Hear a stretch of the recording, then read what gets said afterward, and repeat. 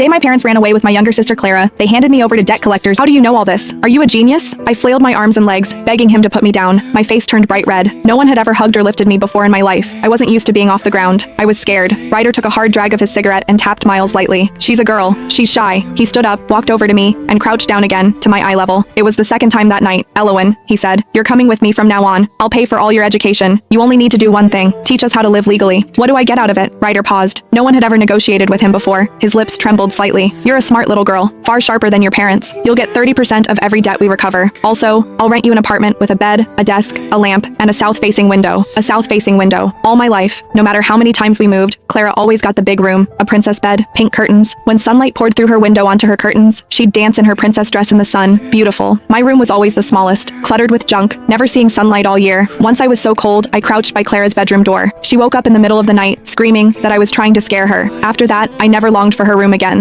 Okay. Ryder held out his hand. It was large, with thick knuckles and old scars on the back. I took it. Ryder squeezed gently once, then let go, and stood up. Hudson, tomorrow, transfer her to the best school. Hudson wiped his eyes, voice shaky. Got it, Miles. Go buy her a nice backpack. A good one. Miles grinned. All right. Ryder swept his gaze across everyone. From today on, she's our little lawyer. Anyone who disrespects her, don't blame me for being harsh. Ryder never lied to me. This residential complex was a safe gated community in Upper Manhattan. The new apartment was right next to school, only a 10-minute walk. The entire balcony faced south. When sunlight flooded through the windows, it made me squint. I stood on the balcony for 10 minutes, just standing there, doing nothing, letting the sun warm me. I didn't realize I was crying until tears fell onto my hand. I didn't know why. I only knew there was something burning inside my chest that needed to come out. I cried for a while, wiped my face, and went inside. New law books and school textbooks sat neatly on the desk. Miles brought them last night. I smelled the fresh paper scent. When Ryder opened the door with breakfast, I was sitting at the desk, staring at the new books. He glanced at me, said nothing, placed breakfast on the table, and went to the kitchen for utensils. I watched him clumsily pour milk into a bowl, spill a little on the table, then wipe it clean. What are you staring at? Eat. I sat down and took a bite of a churro. It was crispy. I took another bite. I had terrible table manners. No one had ever taught me. To me, eating was just surviving. I ate as fast as possible because I never knew when my next meal would come. Once, Mom made a full table of food. I was starving and ate too fast, choking badly. I coughed violently, face red. Mom glanced at me and said, "You eat like a starving ghost." So embarrassing. I ran to the kitchen alone, turned on the faucet, and drank water until I swallowed it down. A complicated emotion flashed across Ryder's face. Elowen, do you hate your parents? I thought about it. I matured early. I wasn't sweet and talkative like Clara. I couldn't coo, Mommy, and Daddy. I loved reading. When legal knowledge drilled into my mind, I even thought I was strange. I tried telling my parents, but they thought I was weird. What garbage are you reading? It'll rot your brain. Stop reading. Go wash the dishes. In their eyes, reading was the most useless thing.